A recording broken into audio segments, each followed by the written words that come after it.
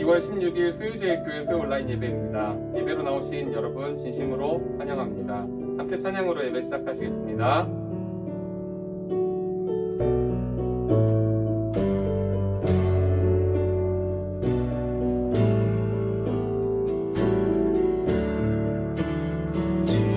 지금까지 지내온 것 주의 크신 은혜라 한이 없는 주의 사랑 어찌 이루 말하랴 자나깨나 주의 손이 항상 살펴주시고 모든 일을 주 안에서 영통하게 하시네. 몸도 맘도 연약하나 새 힘받아 살았네. 불붙듯이 부시는 주의 은혜 족하다. 사랑 없는 거리에 나 험한 산길 헤맬 때 주의 손을 굳게 잡고 찬송하며 가리라. 사랑 없는 거리에 나 험한 산길 헤맬 때 주의 손을 굳게 잡고 찬송하며 가리라. 주의 손을 굳게 잡고 찬송하며 가리라.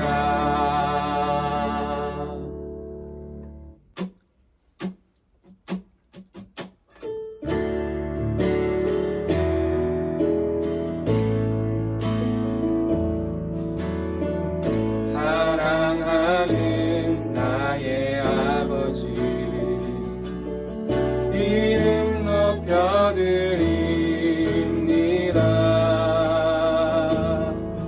주의 나라 찬양 속에 임하시니 능력에 주께 찬송하네.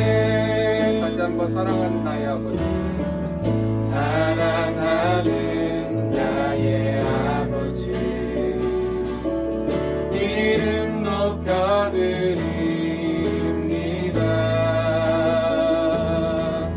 주의 나라 찬양 속에 임하시니 능력에 주께 찬송하네. 전능하신 하나님 찬양 언제나 동일하신 주 전능하신 하나님 찬양 영원히 다스리네.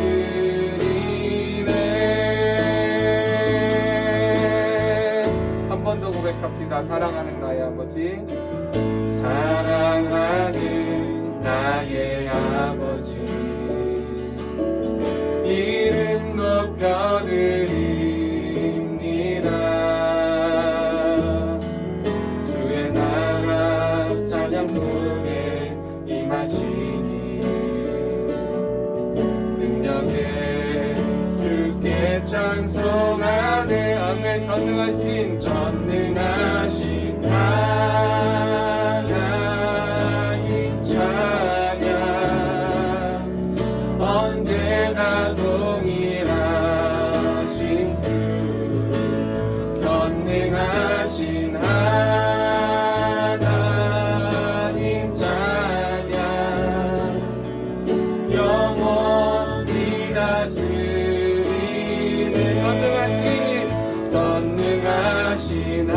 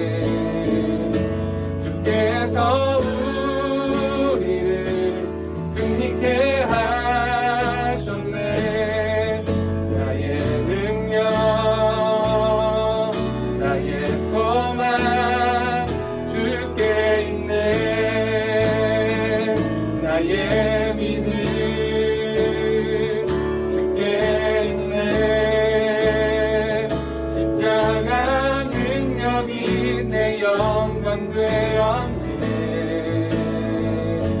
주께서 우리를 승리케 하셨네. 나의 능력, 나의 소망 주께 있네. 나의 믿음 주께 있네. 십자가 능력이 내 영광 되었네.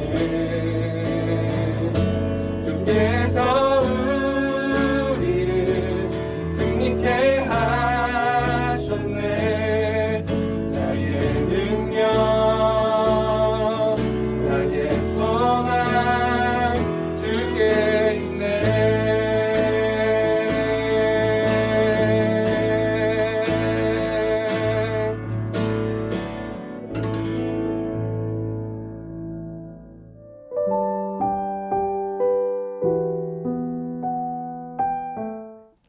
찬송과 존귀와 영광 받으시기에 합당하신 주님, 저희들을 따뜻한 손길로 인도하시고 권능으로 보호하여 주셨다가 수요 예배로 불러주신 은혜 감사드립니다.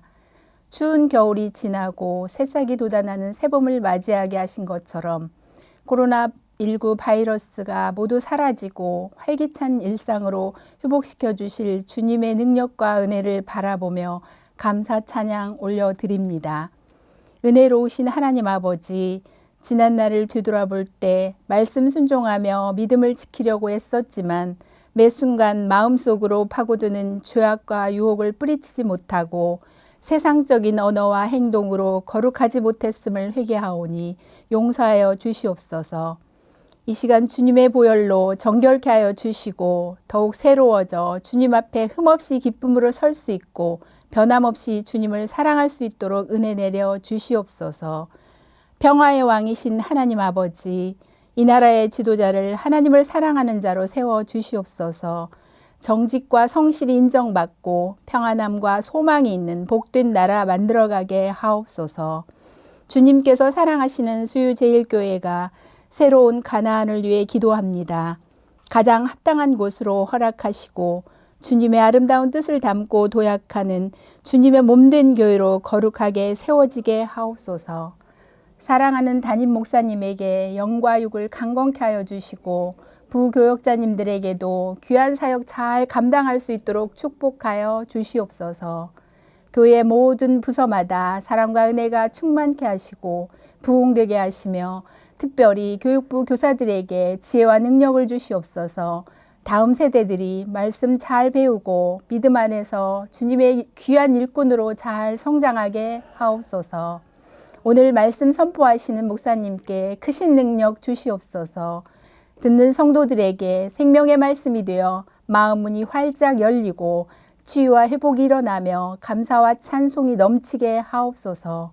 소망의 하나님만 의지하며 말씀과 기도에 더욱 힘쓰고 맡겨진 사명 잘 감당함으로 성령의 열매가 풍성히 맺어지고 주님께만 영광 돌리게 하옵소서. 예배를 위해 온 마음과 정성을 다해 준비한 찬양팀과 라우다떼 수요 찬양대와 영상팀에게 축복하여 주시옵소서. 우리의 예배를 기쁘게 받으시오며 감사드리옵고 길이요 진리요 생명 되시는 우리 주 예수 그리스도의 이름으로 기도드립니다. 아멘.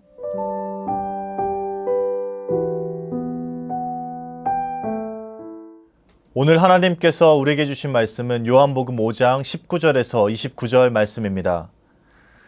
그러므로 예수께서 그들에게 이르시되 내가 진실로 진실로 너희에게 이르노니 아들이 아버지께서 하시는 일을 보지 않고는 아무것도 스스로 할 수 없나니 아버지께서 행하시는 그것을 아들도 그와 같이 행하느니라. 아버지께서 아들을 사랑하사 자기가 행하시는 것을 다 아들에게 보이시고 또 그보다 더 큰 일을 보이사 너희로 놀랍게 여기게 하시리라. 아버지께서 죽은 자들을 일으켜 살리심같이 아들도 자기가 원하는 자들을 살리느니라. 아버지께서 아무도 심판하지 아니하시고 심판을 다 아들에게 맡기셨으니 이는 모든 사람으로 아버지를 공경하는 것 같이 아들을 공경하게 하려 하심이라. 아들을 공경하지 아니하는 자는 그를 보내신 아버지도 공경하지 아니하느니라. 내가 진실로 진실로 너희에게 이르노니 내 말을 듣고 또 나 보내신 이를 믿는 자는 영생을 얻었고 심판에 이르지 아니하나니 사망에서 생명으로 옮겼느니라. 진실로 진실로 너희에게 이르노니 죽은 자들이 하나님의 아들의 음성을 들을 때가 오나니 곧 이때라. 듣는 자는 살아나리라. 아버지께서 자기 속에 생명이 있음 같이 아들에게도 생명을 주어 그 속에 있게 하셨고 또 인자됨으로 말미암아 심판하는 권한을 주셨느니라. 이를 놀랍게 여기지 말라. 무덤 속에 있는 자가 다 그의 음성을 들을 때가 오나니 선한 일을 행한 자는 생명의 부활로 악한 일을 행한 자는 심판의 부활로 나오리라. 아멘.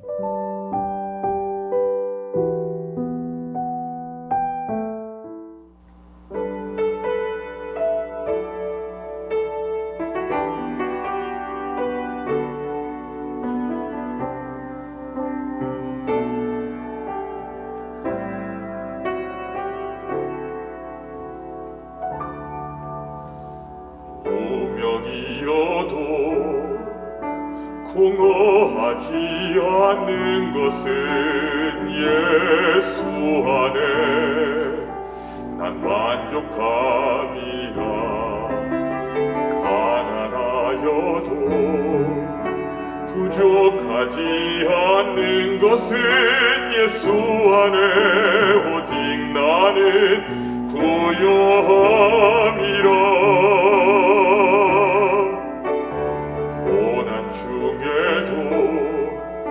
견뎌낼 수 있는 것은 주의 계획 믿기 때문이라. 실패하여도 일어설 수 있는 것은 예수 안에 오직 나는 승리함이라. 난 예수로 충만하네. 난 예수로 충만하네. 난 예수로 충만하네. 영원한 왕 내 안에 살아계시네.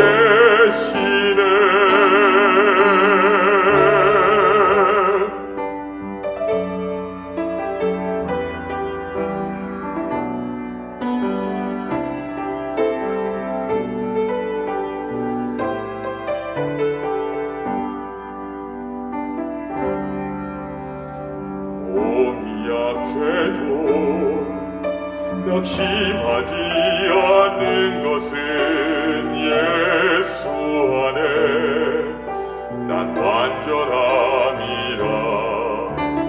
화려한 세상 부럽지 않는 것은 난 예수로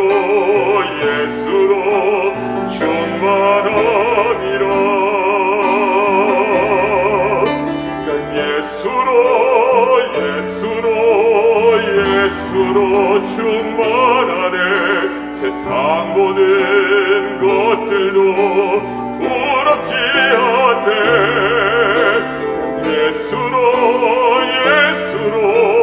예수로 충만하네. 영원한 왕 내 안에 살아계시네. 난 예수로 충만하네. 세상 보는 풍파도 두렵지 않네. 난 예수로 충만하네. 영원한 왕 내 안에 살아계시네. 영원한 왕 내 안에 살아계시네.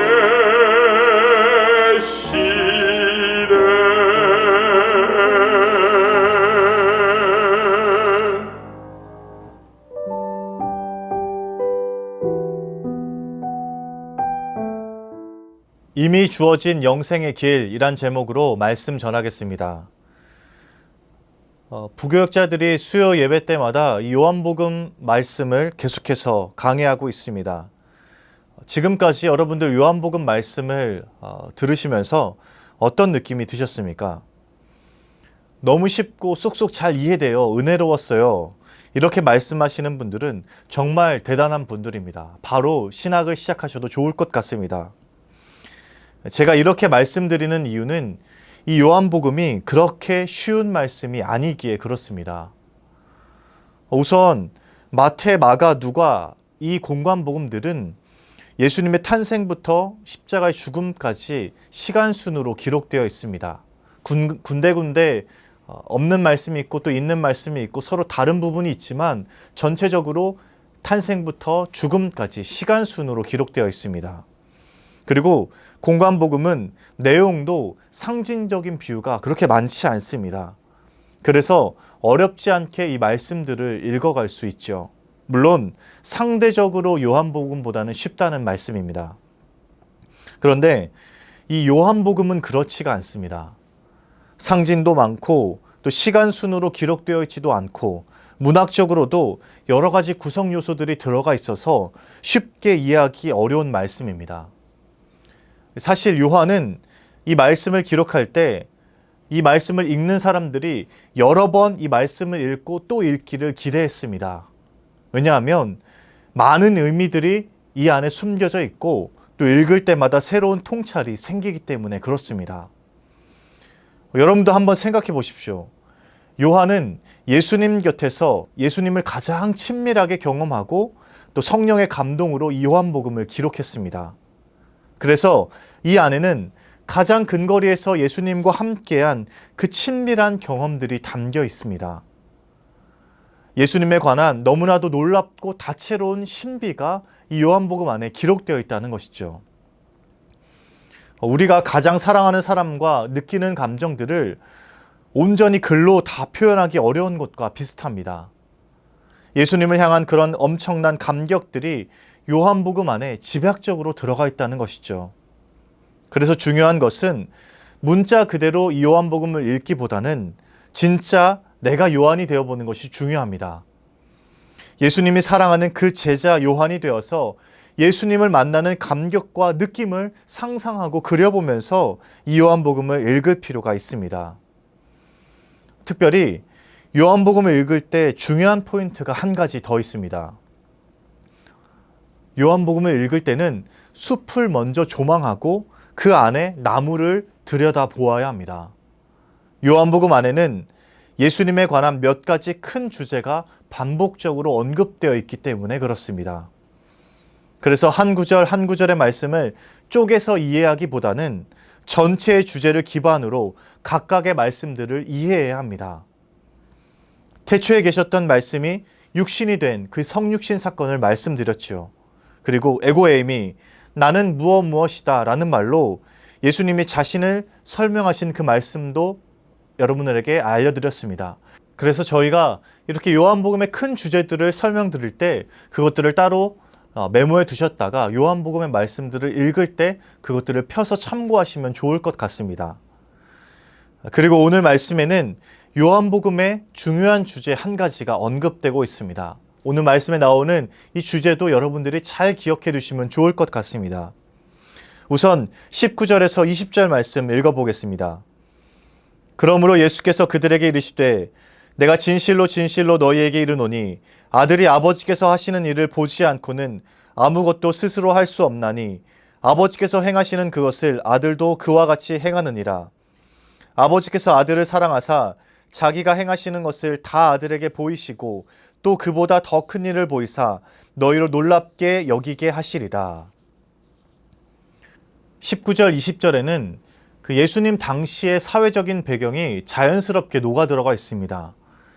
아버지의 가업을 잇기 위해 수련하고 있는 그 아들에 관한 내용인데요.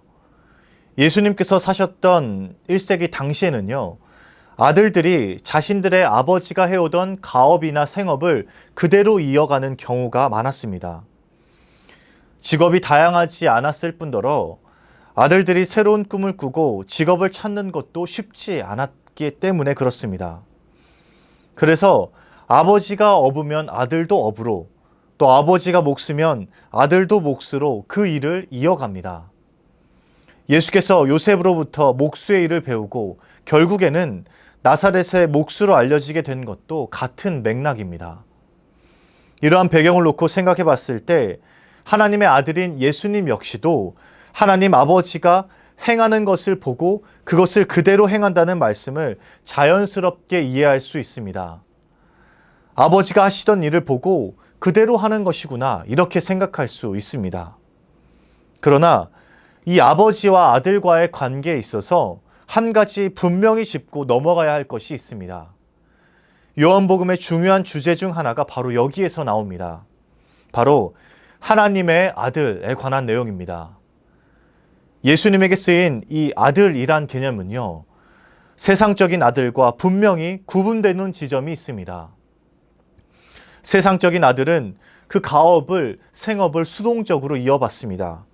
선택의 여지가 없고 태어나 보니 그 일을 하게 되었다. 이런 느낌입니다. 그러나 하나님의 아들이신 예수님은 다릅니다. 주체적이고 능동적으로 하나님의 뜻을, 하나님의 일을 이뤄가는 아들입니다. 이 아들은 결코 아무것도 스스로 할 수 없는 아들이 아닙니다. 그래서 19절에 그와 같이 행한다를 원어로 살펴보아도 본질상 동일하게 행한다는 의미로 사용되었습니다. 단순히 흉내를 내거나 모방한다는 의미가 아닙니다. 본질적으로 아버지와 동일하게 그 일을 행한다는 뜻입니다. 아버지와 아들의 뜻이 완전히 같아서 동일하게 그 뜻을 이루는 개념입니다. 조금 어려운 개념일 수도 있는데 삼위일체 하나님은 상호 교통하시는 관계이기에 하는 일에서도 예수님과 하나님의 뜻이 온전히 완전히 하나 될 수 있습니다. 뜻이 조금 다르거나 방향이 다르거나 오해가 있지 않고 온전하게 완전하게 하나 되는 것입니다. 이것이 예수님에게 쓰인 하나님의 아들이란 단어의 핵심입니다. 아버지의 일을 보고 아버지가 행한 대로 그 일을 하지만 세상의 아들과는 분명히 다릅니다. 고유하고 유일한 아들로서 주체적이고 능동적인 모습으로 하나님의 그 뜻을 이뤄갑니다. 그리고 그 뜻이 아버지와 완전히 하나가 된다. 이것이 하나님의 아들의 개념입니다. 그리고 하나님의 아들은 다른 한편으로 생각해 보면 이 사실이 예수님의 그 사역의 토대가 됩니다. 예수님이 행하신 모든 것은 하나님이 하신 것을 보고 하신 것이지 스스로 하신 것이 없습니다. 이 사실은 예수님의 사역과 말씀을 신뢰할 수 있는 그 토대를 마련해 줍니다. 예수님이 펼치신 사역의 토대가 바로 하나님 아버지에게 있다는 말씀입니다. 2주 전에 수요 예배 때 살펴봤던 말씀에 이것이 명시적으로 언급되어 있습니다. 요한복음 5장 17절 말씀입니다. 같이 한번 읽어보겠습니다. 예수께서 그들에게 이르시되 내 아버지께서 이제까지 일하시니 나도 일한다 하시매. 예수님이 하시는 일은 그 근거가 하나님 아버지에게 있습니다. 아버지께서 행하시는 그것을 아들도 그와 같이 행합니다. 하나님 아버지께서 일하시니 나도 그렇게 일하는 것입니다. 그래서 예수님의 일은 그 일에 대한 정당성이 주어집니다. 아버지의 일을 그대로 하는 것이기에 하나님에게 그 일의 정당성이 있다는 것이죠. 놀라운 것은 이 사실이 우리에게 축복이라는 점입니다. 예수님을 통해서 하나님을 알고 하나님의 영광을 직접 경험할 수 있습니다. 사실 이것이 요한복음에서 반복해서 강조하고 있는 내용입니다. 예수님이 이 땅에 오시기 전에는 하나님의 일을 가시적으로 알 수 있는 방법이 없었습니다.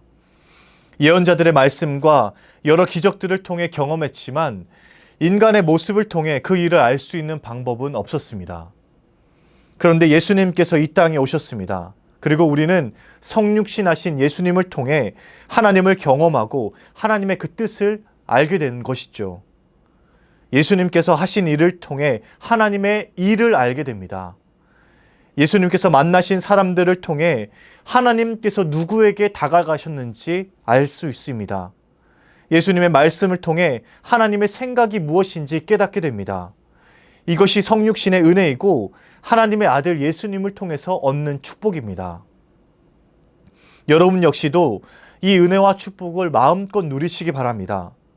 하나님의 아들이신 예수님을 통해 하나님을 경험하고 하나님의 일을 깨닫고 하나님의 생각을 온전히 깨닫게 되시길 바랍니다.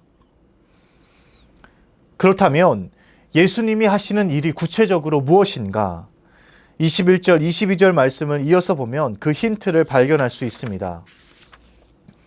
아버지께서 죽은 자들을 일으켜 살리심같이 아들도 자기가 원하는 자들을 살리느니라. 아버지께서 아무도 심판하지 아니하시고 심판을 다 아들에게 맡기셨으니. 21절에 보면 아버지께서 죽은 자들을 일으켜 살리심같이 아들도 자기가 원하는 자들을 살리신다 기록되어 있습니다. 죽은 사람을 살리는 것은 하나님의 주권입니다. 하나님의 일인 것이죠. 생명의 창조와 생명의 연장, 그리고 그 생명의 마지막이 모두 하나님께 달려 있습니다. 하나님의 고유한 영역입니다. 그래서 유대 랍비 요하나는 하나님은 세계의 열쇠는 자신의 일꾼들에게 맡기지 않고 자신의 수중에 쥐고 계신다라고 말합니다. 비의 열쇠, 모태의 열쇠, 죽은 자들의 부활의 열쇠가 그것입니다. 이 세 열쇠는 하나님의 고유한 영역이어서 하나님께서 직접 이 일을 행하고 계십니다. 그런데 이 권한을 아들에게 위임하셨다 말씀하십니다. 하나님 아버지께서 사람을 살리시듯이 아들도 그 일을 보고 행한다라고 말합니다. 이것이 바로 하나님의 일이고 하나님의 아들 예수님의 일입니다. 사람을 살리는 일이 바로 하나님과 하나님의 아들 예수님의 일입니다. 주목해 볼 것은 예수님께서 자기가 원하는 자들을 살린다라고 기록되어 있습니다. 우리가 방금 살펴봤던 말씀처럼 예수님께서는 스스로 자신의 주도하에 사람을 살립니다. 스스로 원하는 자들을 살리시지만 그 일이 하나님과 완전히 동일하고 하나님의 뜻을 온전히 이루는 일입니다. 스스로 하시지만, 스스로 선택해서 하시지만 그 일이 하나님과 동일하게 이루어지고 있습니다. 가업을 물려받을 때도 그렇습니다. 여러분, 100년 전통된 설렁탕집을 한번 생각해 보십시오. 그 집에서 고유하게 이어져 내려오는 레시피가 있을 겁니다. 대를 이어서 그 레시피를 고수하고 맛을 지켜 이어간다면 그 집의 명맥을 유지할 수 있습니다. 그런데 이 집을 물려받은 아들이 조금이라도 느슨해지고 또 욕심이 생겨서 조금 싼 재료를 쓴다거나 하면 맛이 달라지고 단골들은 대번에 이 맛을 알아차립니다. 그리고 그 발길을 끊게 되고 그 집은 명맥을 유지할 수 없습니다. 예수님이 만약 하나님과 다른 일을 하셨다, 하나님의 뜻과 다른 일을 하셨다, 그러면 하나님의 일을 이룰 수 없습니다. 하나님의 뜻을 이룰 수 없습니다. 그리고 하나님의 아들이란 칭호를 얻는 것도 불가능할 것입니다.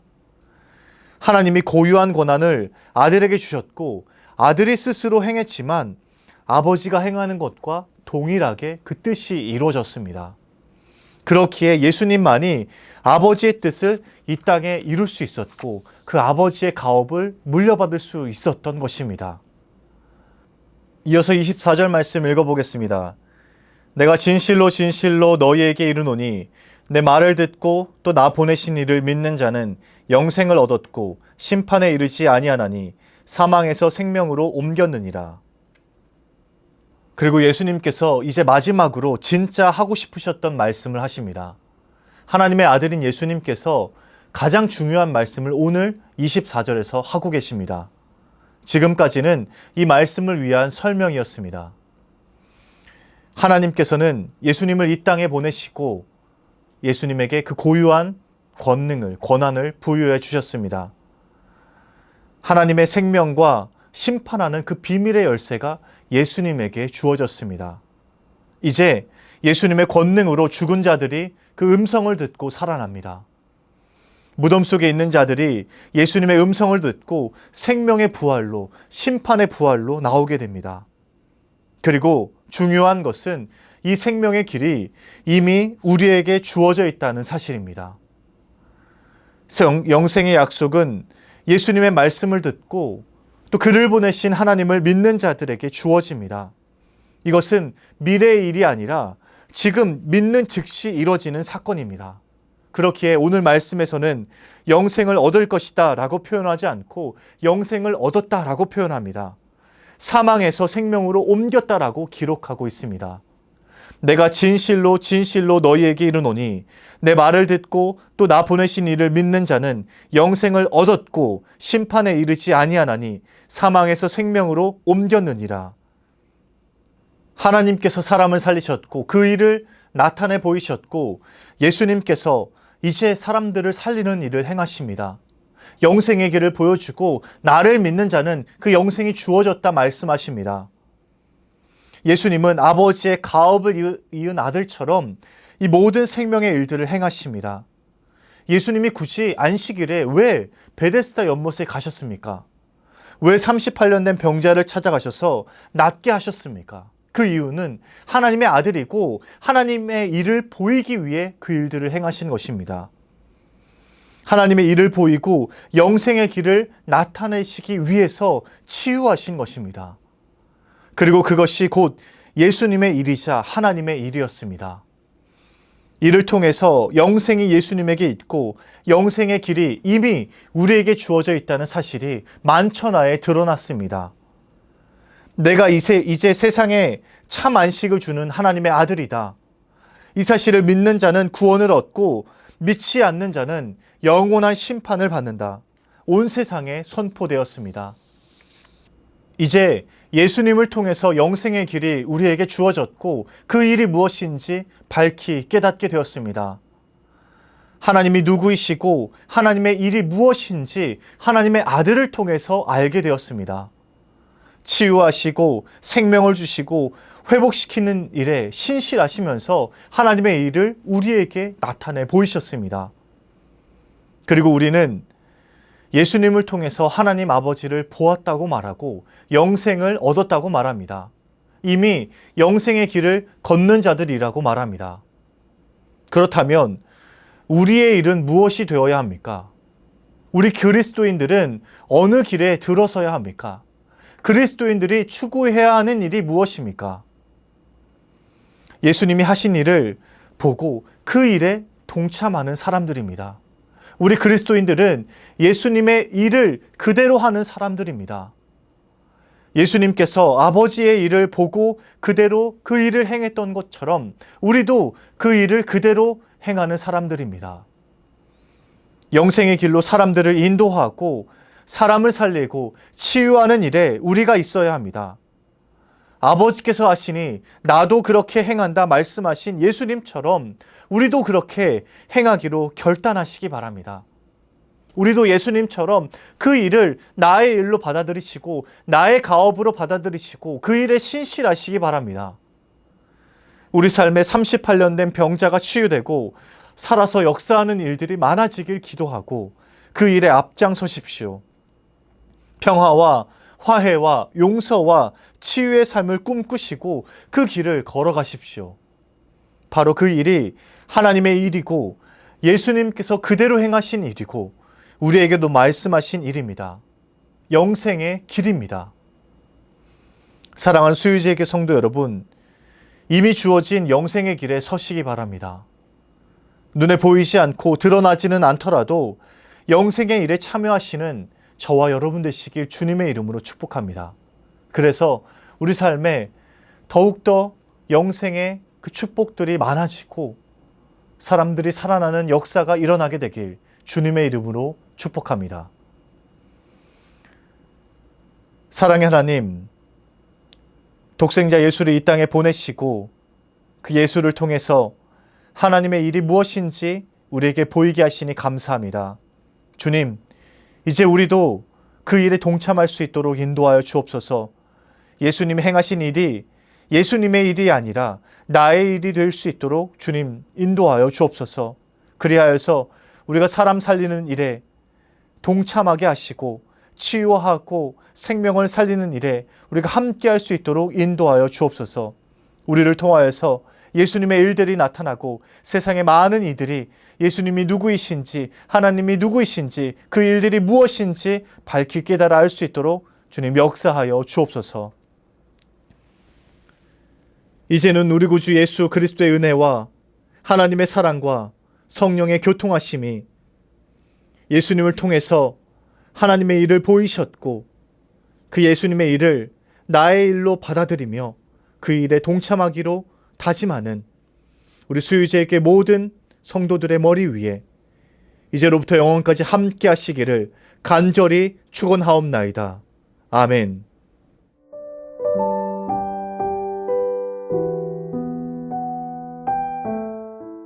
말씀을 기억하며 함께 기도하겠습니다. 하나님의 아들을 통해 하나님을 온전히 알아가게 하옵소서. 예수님처럼 우리도 하나님의 일에 동참하며 하나님의 뜻이 나의 뜻이 되게 하옵소서. 우리에게 주신 영생을 귀하게 여기며 그 구원에 합당한 삶을 살게 하옵소서. 교회와 가정을 위해 기도합니다. 담임 목사님에게 하늘의 지혜 주셔서 말씀을 밝히 풀어내게 하시고 성령의 능력으로 말씀을 선포하게 하옵소서. 약속의 땅을 허락하시어 하나님의 미래를 담을 수 있는 교회 되게 하옵소서. 경제적 어려움을 겪고 있는 가정에 물질의 축복을 주시고 육신의 질병으로 고통받는 이들에게 치유의 은혜를 허락하옵소서. 나라와 세계 열방을 위해 기도합니다. 코로나19로 어려움을 겪는 이들에게 위로와 평안을 허락하옵소서. 우크라이나와 러시아의 긴장 관계가 속히 완화되고 평화가 임하게 하옵소서. 대통령과 위정자들이 하나님 앞에서 겸손하게 하시고 하나님을 두려워하는 지도자가 선출되게 하옵소서. 이 시간 함께 기도하며 나아가겠습니다. 사랑의 하나님, 오늘 말씀을 통해 다시 한번 예수님이 누구이신지 하나님의 일이 무엇인지 깨닫게 하시니 감사합니다. 예수님을 통하여서 드러난 그 일에 우리가 동참할 수 있도록 인도하여 주옵소서. 예수님의 일이 그저 예수님의 일이 아니라 나의 일이 되게 하시고 그 사람 살리는 일에 우리가 함께 할 수 있도록 인도하여 주옵소서. 영생의 일에 들어서고 영생의 길에 앞장서며 영생의 길을 보일 수 있도록 주님 인도하여 주옵소서. 그리하여서 우리를 통하여서 예수님이 나타나고 예수님의 일이 보여지고 하나님이 드러날 수 있는 그 은혜와 그 능력을 주님께서 허락하여 주시옵소서.